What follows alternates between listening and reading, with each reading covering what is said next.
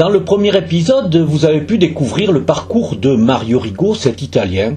Arrivé en France en 1932 avec toute sa famille, il était âgé de 8 ans.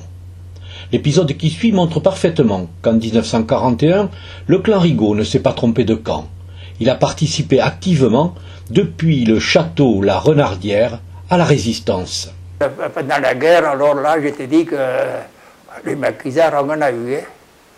On en a eu des maquisards qui venaient manger là. Parce qu'il y avait un relais. Mon frère Guérino faisait partie d'un groupe. Il faisait échapper les prisonniers du camp de Souche. Et puis, ils passaient à la maison. Et dans la maison, ils allaient à l'Aréole. On les faisait partir à l'Aréole. Mais en fait, on a tout bien travaillé. On ne se plaint pas. On a nourri même les gendarmes pendant la guerre.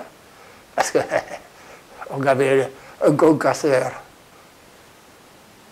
On concassait le machin. Ah, il y a eu du monde là. Il y avait du monde manger. On avait un gars,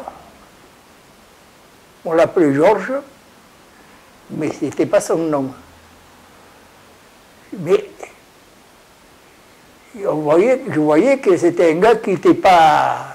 Il avait quelque chose. Mais moi, j'étais jeune, je ne cherchais pas à savoir ce que c'était. Mais mes parents le savaient. Mon frère Guérino le savait. Et un jour, les Allemands avaient fait un journal. Il y avait parce que Victor, mon frère Victor, il lisait beaucoup, lui. Il avait acheté ce journal dans le Mein Kampf, je m'en souviendrai tout le temps. Il y avait un V comme ça.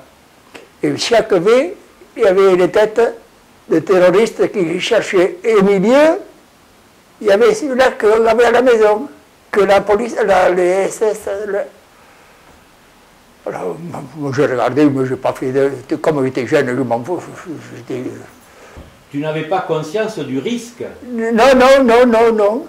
Alors, comme il y avait les Allemands à Baudin et à la Somme, alors les Allemands, des fois, ils faisaient la tournée, ils venaient à Renardière, ils visitaient par... Et puis un jour, les Allemands arrivent, et puis lui, j'étais en train, comme il était maçon, j'étais en train de bricoler. Quand il a vu les Allemands, il était laissé cacher. Alors, les Allemands, ils m'ont dit, qu'est-ce que c'est ça? Oh, mais c'est le maçon, il est allé au water, je lui ai dit comme ça, sans savoir, comme ça. Ah bon, ils ont fait le tour, mais il était sur le qui-vive tout le temps, lui aussi. Ils étaient cachés où? Hein? Ils étaient cachés où? Ah, mais ils se cachaient dans les bois. On entendait les Allemands certaines nuits. On entendait des mitraillettes dans les bois. Parce qu'on avait un grand pré, et c'était boisé. À la Renardière, c'était vraiment boisé. Là, ça allait jusqu'à Targon. Tu entendais ta. Et alors, et puis on avait un plancher, une pièce, un plancher, il y avait un sous-sol dessous. Alors ils se cachaient dessous. Et les Allemands n'ont jamais trouvé? Non. Et dès que la guerre est finie, il est parti, on n'a jamais reçu, on n'a jamais su s'il était vivant ou mort. Et tu n'as jamais su qui c'était? Moi, mes parents, ils ont su que c'était, mais moi non.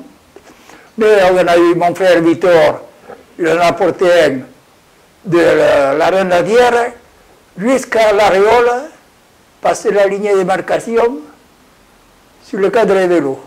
C'était un réseau d'Italiens? Un réseau italien. Même une fois, je sais, mon frère était réquisitionné à Guillaume-Estras par les Allemands. Une fois, je suis allé le voir. De retour, entre Croydens et sur la ligne, le train a déraillé. C'était l'équipe de mon frère qui avait fait dérailler le train, et moi j'étais dedans aussi. Mais il n'y a pas eu de blessés. Ils ont fait dérailler le train, mais enfin, je te dis, on a eu 11 Russes. 11 Russes, ils sont passés à la maison. Ils ont mangé, ils ont couché dans le foin. Après, ils sont partis du côté de l'Aréole, Et c'était qui avait attaqué, je crois, à Langon, les Allemands qui étaient à la messe. Il y en a un de tué là-bas, le Russe. Et là aussi, on les a perdus de vue. Non, pendant la guerre, il était dit, on va risquer gros.